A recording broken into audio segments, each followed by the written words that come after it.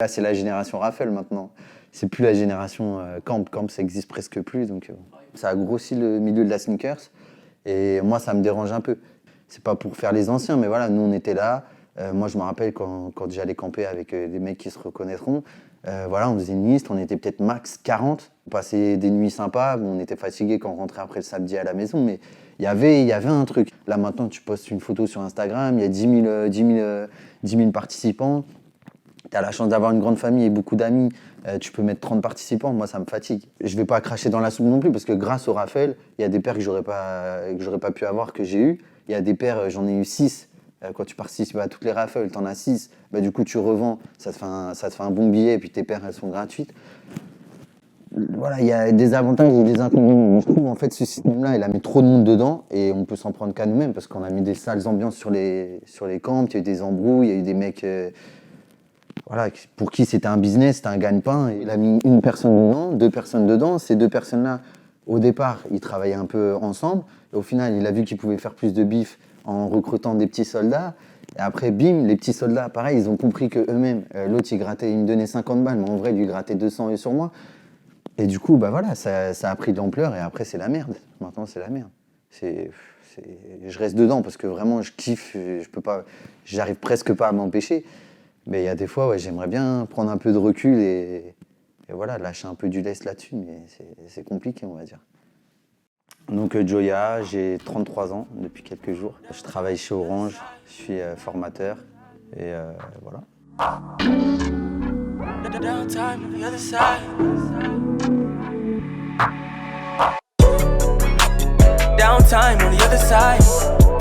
Girl, this ain't one time, it's the way of life. It's about time that you realize you need some downtime on the other side. Come get some downtime on the other side. Girl, this ain't one time, it's the way of life. It's about time that you realize you need some downtime on the other side. Walk with me, yeah, talk to me, yeah, talk to me, yeah. Walk with me, yeah, talk to me, yeah, talk to me, yeah. Mon entourage, il commence à avoir l'habitude. Ça fait quelques années que je collectionne des baskets. Ça fait, on va dire vraiment que je me considère dans la collection, on va dire que ça fait peut-être 7 ans, 6-7 ans. On est quand on est 2017, on va dire 7 ans, peut-être même 8 ans. Mais avant, j'aimais beaucoup ça, mais sans forcément prendre conscience que voilà, c'était un truc voilà, qui allait marcher un jour, qui allait prendre cette ampleur-là. Moi, j'achetais mes paires chez Foot Locker ou à Paris, beaucoup à Châtelet. Et voilà, mais je calculais pas, je faisais pas forcément attention, je me disais pas plus tard ça va prendre de la valeur. J'étais pas du tout dans ce délire-là. C'était plus avoir, surtout quand tu es en banlieue, avoir des paires qui sortent dans Paris, mais que personne n'a dans le 91 par exemple. C'était mon petit kiff, ça j'aimais bien. Dans les tenues, je suis pas trop extravagant, enfin je trouve pas. Après, j'essaie de trouver des trucs simples et de les accorder à mes paires. Mais après, sans en faire trop. Faut pas non plus. Tu vois, je peux porter une tenue toute noire et juste le détail, c'est la paire. Après, je vais pas. Je suis pas genre le mec qui va mettre tout jaune, tout machin. Non, c'est pas mon délire. Ça l'a été. Ça l'a été à l'époque d'Ensol, ouais, ça l'a été. Mais là, non, ça l'est plus. J'essaie d'être plus sobre. Et puis après, j'ai plus 20 ans. Faut quand même être un peu sérieux.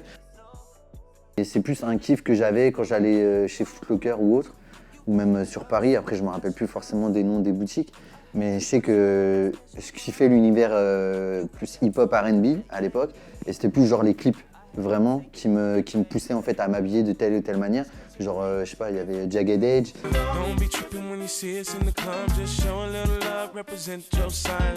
Il y avait 112.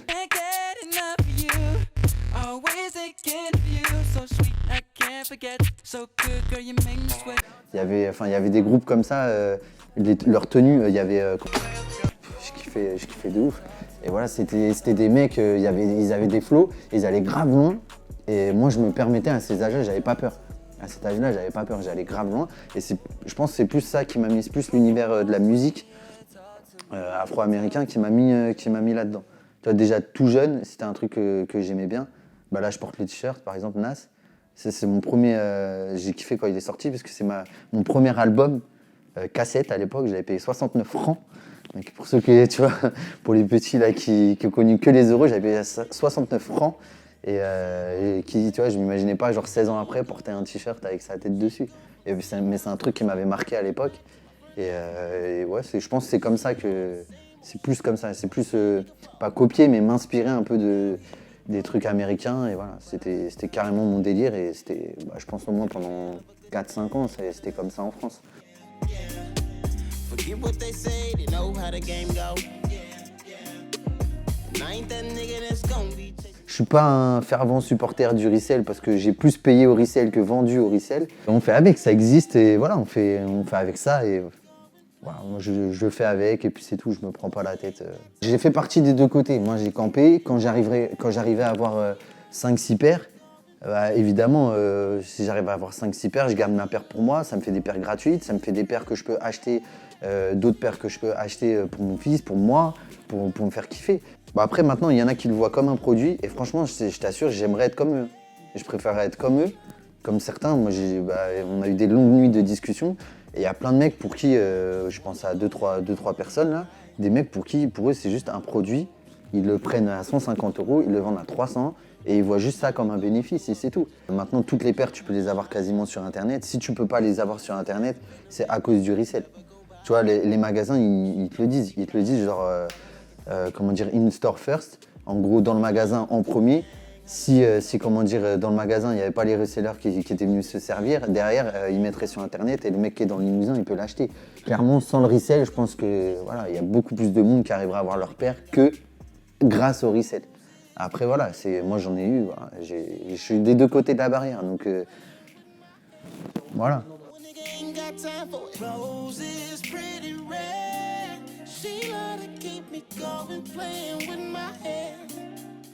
Au départ, c'était vraiment un kiff de faire des belles photos. J'avais vu quelques mecs qui faisaient des belles photos, des anciens de la basket, que je considère comme des anciens, qui faisaient des belles photos. Et en fait, ça m'est venu comme ça. Déjà, j'aime la photo, déjà à la base. Et je savais que j'avais un truc pour la photo, sans parler des baskets forcément. Mais j'avais un truc.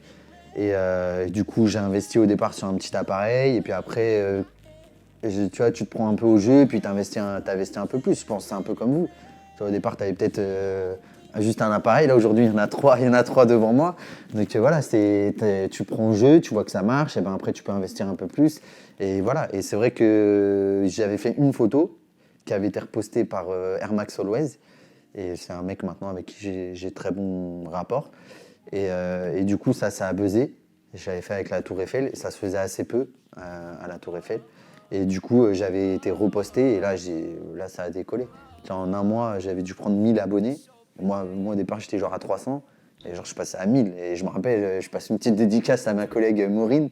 Et genre, je disais, putain, mais tu te rends compte, je suis à 1000 followers. Tu vois, pour moi, c'était extraordinaire, tu vois.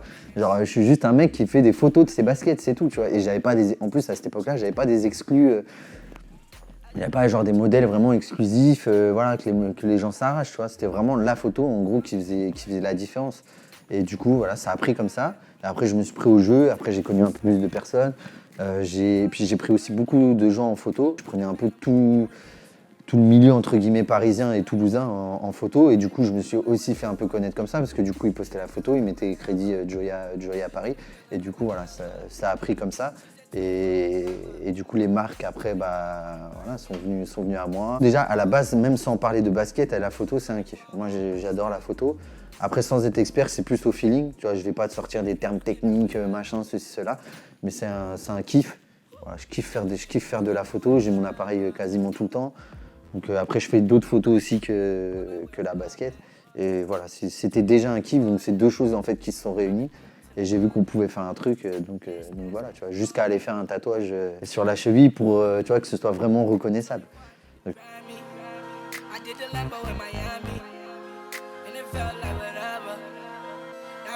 j'aime bien, moi, laisser passer les vagues. Tu vois, même des photos des paires que j'achète, je fais très rarement la photo maintenant. Parce que tu regardes un peu dans le fil Instagram, même des gens que tu suis pas, la paire, par exemple, la Air Max là, pour la OG, là, tu la vois tout le temps, tout le monde a déjà fait des photos et je trouve que c'est pas intéressant. C'est mieux d'attendre peut-être un an et de faire une petite piqûre de rappel, voilà, la paire était sympa, machin et tout. Je fais rarement direct pour dire. En plus, je fais pas du tout ça pour dire ouais, j'ai la paire. Tu vois, par exemple, j'ai cette paire que j'adore, que tout le monde sait que voilà, je la voulais à fond et je l'ai pas encore shootée. Donc j'attends. J'ai un pote aussi avec qui je dois faire le shoot. J'ai prévu un vrai truc. Mais pour l'instant, voilà, c'est pas encore fait. Et voilà, j'attends. Je suis patient. Je suis pas à la course. Je suis pas à la course. Ouais, il faut montrer que j'ai ci, j'ai ça. C'est pas mon délire.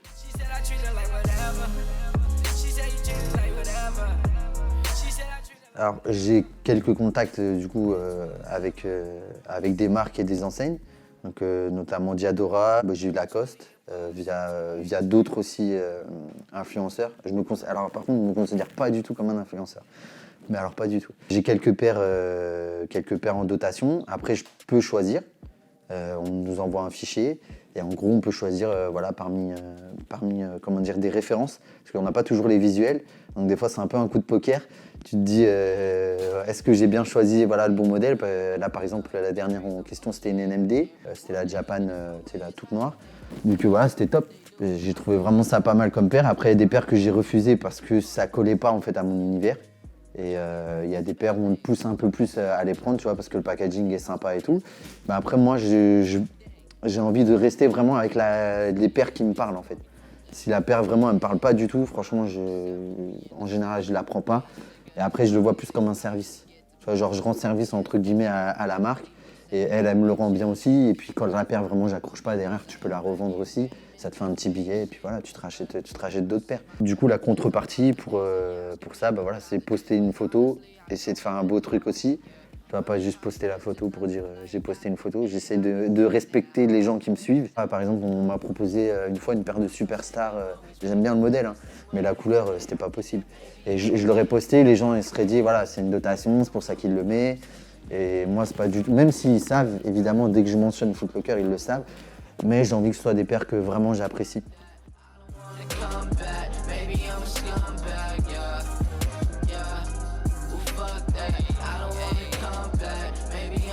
J'ai fait un peu de télé-réalité. Moi, je pense que maintenant, beaucoup le savent, malheureusement, ou pas. Je suis rentré dedans un peu par hasard. Hein. C'était pas, moi, j'ai jamais fait de casting. Tous ces trucs-là, ça m'intéressait pas. Je regarde pas. La seule émission que j'ai regardée, c'est Secret Story 9 parce qu'il y avait mon meilleur pote dedans, donc Nico. J'ai fait Friends Trip 2 parce qu'on a approché Nico. Nicolas, le capitaine beau gosse, charismatique et compétiteur.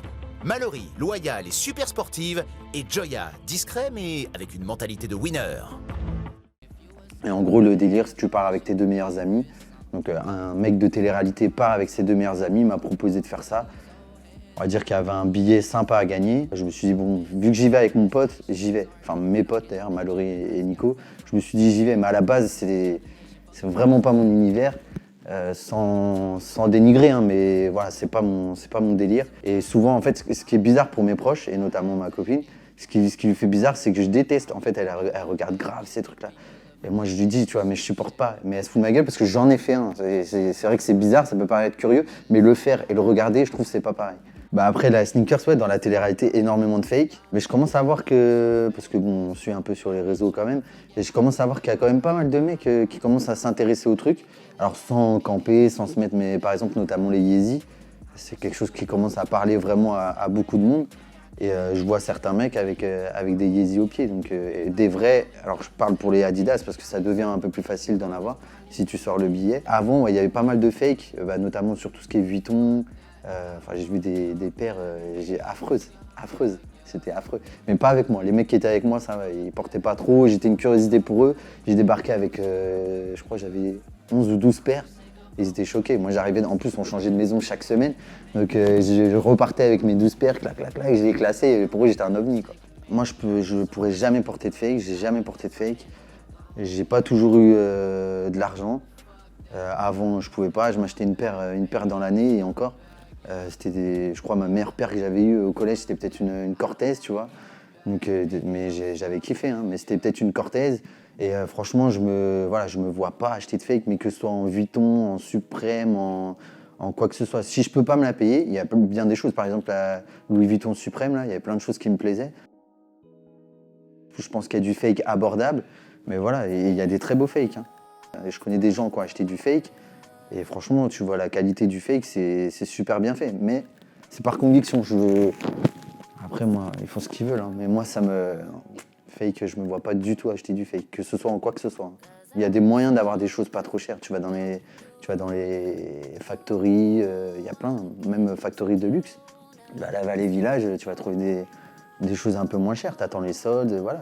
Il y a toujours des moyens d'avoir des choses moins chères. Mais pas de fake, en tout cas pas chez moi. Et mon fils, ce sera pareil, jamais mettra de fake. Si je peux pas lui payer, je lui apprendrai que voilà, tu peux t'habiller simplement et avoir du style. T'es pas obligé de porter des trucs super chers, quoi.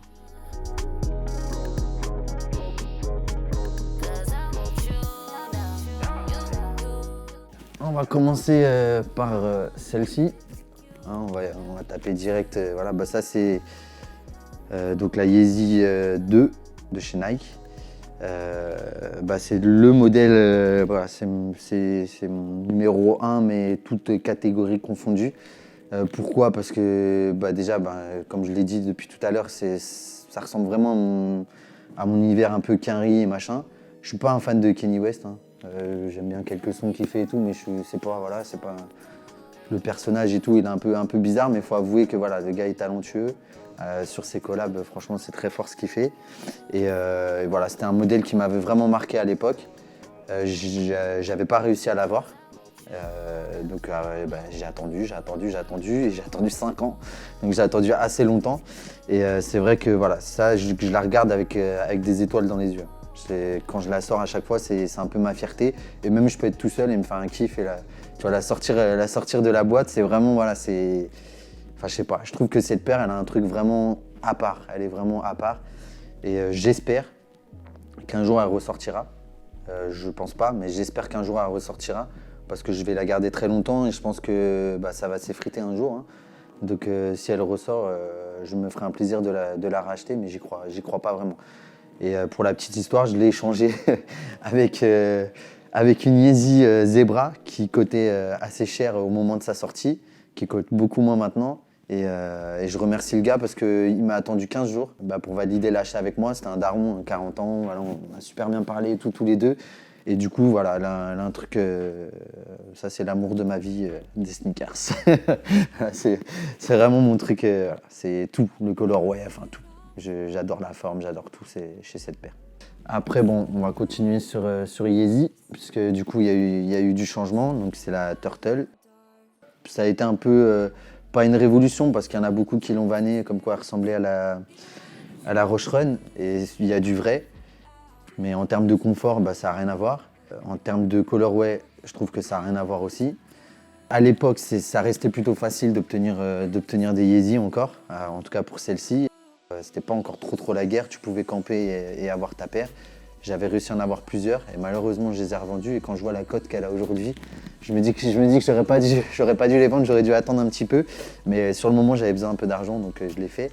Et voilà, ça c'est une paire que vraiment j'adore, que j'affectionne, que je mets pas beaucoup non plus parce qu'elle est assez fragile, enfin je la trouve fragile. Mais j'adore cette paire, je trouve qu'elle fait habiller, elle parle à des gens qui sont pas dans la basket. Tu vas mettre ça, enfin, je me rappelle la première fois que je les ai mis, j'étais invité à un anniversaire.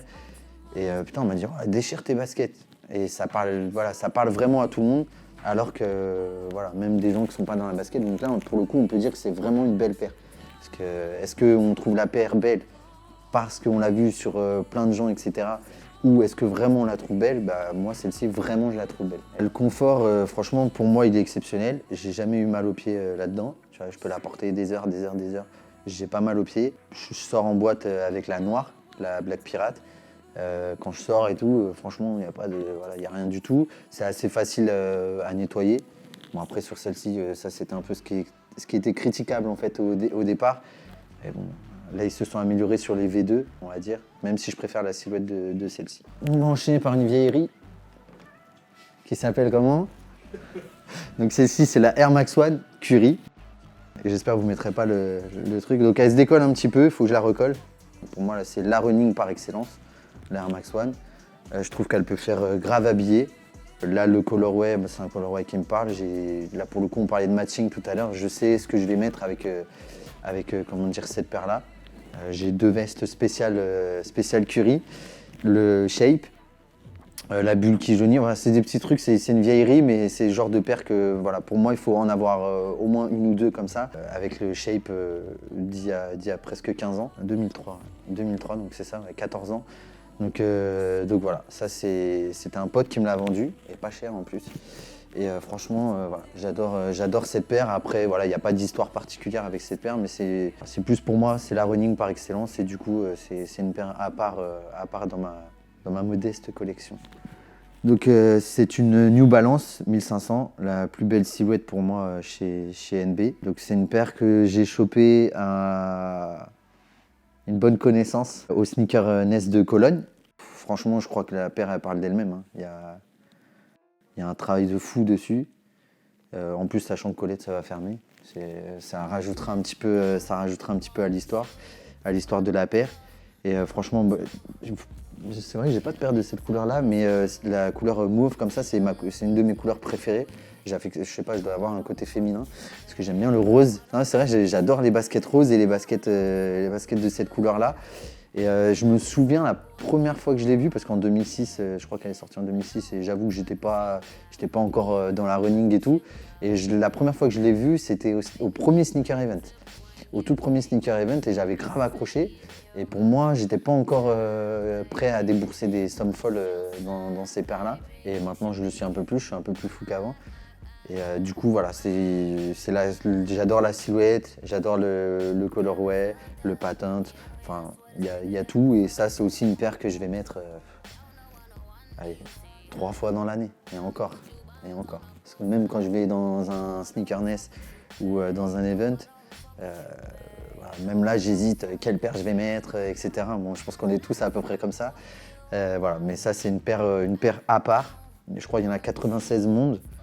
Donc c'est vraiment quelque chose voilà, qui est pour moi qui est dans une autre galaxie. Et là, par contre, c'est pas une affaire de hype ou quoi que ce soit. C'est le travail qui est fait sur la paire. Ça, il pourrait y en avoir 15 000 mondes, que ça changerait rien. La paire, pour moi, elle est magnifique. Franchement, j'adore cette paire. Là, du coup, on est sur la Bespoke. Donc là, c'était un projet un petit peu qui est venu un petit peu par hasard. À la base, j'avais pas du tout prévu de faire ça. J'étais parti en week-end à Londres avec un pote. Donc c'était plus week-end détente, photo, machin et tout. Je connaissais un petit peu vaguement le programme Bespoke. Et donc en tout bon sneaker addict, entre guillemets, donc j'ai fait un peu le tour des boutiques et tout de Londres. Et je suis parti donc au lab. Et j'ai rencontré Thierry, qui est un mec que je connaissais sur Paris mais qui habite à Londres. T McFly sur Instagram. Et donc on a parlé et tout, on s'est vu et il m'a dit ouais, tu vas aller jeter un œil au programme Bespoke et tout. Donc j'y vais et j'ai regardé un peu et j'avoue que ça m'a titillé à mort. Et je me suis dit bon, vas-y, comment ça se passe, c'est quoi les conditions et tout. Il m'a dit bah, normalement c'est un rendez-vous genre sous 2 mois. Et en fin de compte il m'a fait avoir un rendez-vous avec Fodé qui travaille plus là-bas et qui m'a pris un rendez-vous sous 48 heures en fait. Donc j'ai vraiment eu de la chance. Et qui m'a dit le prix de la paire. Par contre, là, ça m'a refroidi, donc j'ai dû vendre d'autres paires parce que c'était vraiment pas prévu, quoi. C'était hors budget. Et donc j'ai vendu 2 paires un peu dans la précipitation. J'ai eu 1 000 € et du coup, je me suis permis de faire la paire. Alors, il faut savoir que quand on arrive, parce que ça parle pas forcément à tout le monde, ça parle à ceux qui s'y intéressent vraiment, mais ça parle pas forcément à tout le monde. Mais quand on arrive, on a énormément en fait de choix de matériaux. Donc, qui nous laisse en fait à la fin de la conception de la paire. Donc voilà, en gros vous avez à peu près, franchement je crois qu'il y en avait 400 échantillons. Donc moi en plus je partais vraiment dans l'idée, j'avais pas préparé mon projet, donc je partais vraiment de l'idée zéro. Et je voulais faire un peu une paire délurée, plein de couleurs et un truc qui se remarque. C'est un peu contradictoire parce que j'aime bien être discret. Au final, j'ai fait une paire pas du tout discrète. Donc voilà, les matériaux utilisés. Donc je trouve que c'est vraiment sympa et tout le package. Et pour la petite histoire, donc je voulais faire une paire un peu bonbon. Ce qu'il faut savoir, c'est que c'est pas comme le Nike ID. On voit pas comment dire, toutes les combinaisons de couleurs, etc. C'est travaillé sur Photoshop. Donc c'est pas forcément évident. Si je devais améliorer 2-3 choses, je le ferais. Tu vois, si je pouvais faire des samples de ma paire, du coup je le ferais, mais c'est pas possible. Donc je suis plutôt globalement satisfait de la paire, même si j'aurais apporté 2-3 modifications. Donc j'ai mis plusieurs matériaux, j'ai mélangé les matériaux, tout en gardant une espèce de... on va dire ça comme ça, mais une logique à la paire, même si ça paraît pas. Mais en fait, voilà, j'ai voulu faire une paire à effet miroir en échangeant en fait le rouge et le rose. Donc voilà, je trouve le rendu vraiment sympa. Après, en termes de package, ils mettent aussi les embauchoirs. Donc ça, c'est bien pour te faire kiffer, tu vois. Donc vu le prix aussi, je pense que tu as le droit de kiffer. Voilà, avec le petit truc de Londres.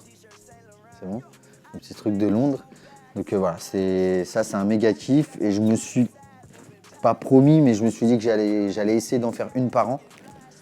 Plutôt que d'acheter des paires un petit peu voilà, qui vont finir aux oubliettes, d'essayer d'en faire une par an. Donc là, j'ai des projets et tout. En plus, sachant que le shape maintenant a changé. Moi, ça va, j'ai hérité d'un bon shape, mais j'ai des amis, notamment un Italien, qui en a fait 3 et qui a eu 3 fois de la merde. Donc lui, il était grave déçu et tout. Et quand je lui ai montré la mienne, il m'a jalousé parce que voilà, la mienne était super propre et tout. Il faut savoir aussi une chose, c'est que sur tous les matériaux que tu choisis, en fait, quand tu y vas, souvent l'usine en fait n'est pas capable de le faire. Donc il faut parler anglais et il faut faire des modifications par mail, etc. Donc ils te proposent d'autres matériaux et tout. Donc ça se gère. C'est pas tu pars du nightclub Londres et tu te dis ouais c'est bon, ma paire je l'ai dans 2 mois. Non, des fois ça peut être beaucoup plus long parce qu'ils n'ont pas forcément les matériaux. Et moi le mec je lui ai cassé la tête pendant 4 heures. Pour la paire, vu tout le bordel qu'il y a dessus. Il disait mais il faut peut-être pas en faire trop. J'ai dit t'inquiète, j'ai mon idée en tête. Et au final, voilà, je suis globalement satisfait. Et je ferai peut-être une 2.0. Voilà, je ferai peut-être une 2.0 avec les améliorations que je veux y apporter. Je lui ai donné un nom, c'est Candy Snicks. Donc Candy pour le bonbon. À la base, je voulais même, tu vois, après c'est dans le détail, hein, mais genre, tu vois, les petits œillets, là, je voulais en mettre de toutes les couleurs. Et là, il m'a dit, non, arrête, t'abuses. Et du coup, il a bien fait parce que le rendu est vraiment sympa. Là, j'en ai mis un rouge. Voilà, l'idée, c'était de faire une paire qui ressemble, qui te donne envie de la manger, quoi. Donc, celle-ci me donne plus envie de la manger. Tu vois, là, par exemple, j'aurais apporté le modif, j'aurais laissé du rose. Et j'ai voulu faire une piqûre de rappel avec le rouge qui est là. Et avec le recul et quand tu as la paire en main, même si ça fait pas dégueu, mais tu vois, il y a 2-3 choses que j'aurais changé. Là, j'aurais pas mis de Joya, j'aurais laissé le tag Nike. Dans l'ensemble, je suis très content de ma paire. Et vu que la livre chute, c'est le moment d'aller en faire d'autres. Après, moi, j'ai eu un petit mot sympa et tout parce que vraiment, j'ai eu un bon contact, tu vois. Et donc, ils font tout bien, mais tu payes. Hein. Donc, tu payes, hein. C'est comme quand tu vas chez Vuitton, on te met bien, mais c'est un peu pareil là. Voilà. Il faut savoir que personne ne peut refaire la même paire. Donc je ne sais pas comment ils font. Après peut-être ils te disent ça un peu en mode pub. Et donc du coup après ils te font un croquis. Et si je reveux la paire, en fait tu peux. Si par exemple je l'ai saigné et que le programme existe toujours, en gros je vais les voir, je leur donne ça, les matériaux, et ils peuvent te rééditer la paire.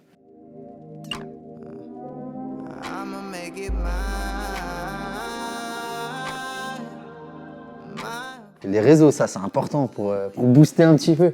Parce que je perds tous mes followers de la télé-réalité. Donc si vous voulez bien revenir, c'est mieux. Donc c'est Joya _. Alors quand je dis underscore, parce qu'il y en a plein qui ne savent pas ce que c'est le tiré du 8, le tiré en bas, le grand tiré. Donc Joya, grand tiré, Paris. Voilà, tout simplement sur Instagram. Sur Twitter, c'est Joya Fonseca. Donc là-dessus, j'ai pas mal de followers. Ouais, et merci. Et du coup, après, sur Facebook, j'évite. C'est plus univers familial, on va dire. Et Snap, c'est pareil. C'est plus, je suis un peu plus tranquille maintenant. Mais bon, si vous me cherchez, vous me trouverez. Mais bon, le principal, c'est Instagram. C'est ça qui fait communiquer, on va dire, sur la basket. Et si vous voulez même shooter ou quoi, faire des trucs, franchement, moi, je suis ouvert à tout. Donc, je sais que parfois, j'ai des propositions et tout, sympa. Et il n'y a pas de souci, on peut venir me parler. Je me prends pour ce que je suis et pas au-dessus. Bet I love you better than your first love. I bet I love you so much you forget the shit that had you worked up. Yeah, I bet I love you more than I could say to you. Something about you makes me wanna lay with you. but only for the night.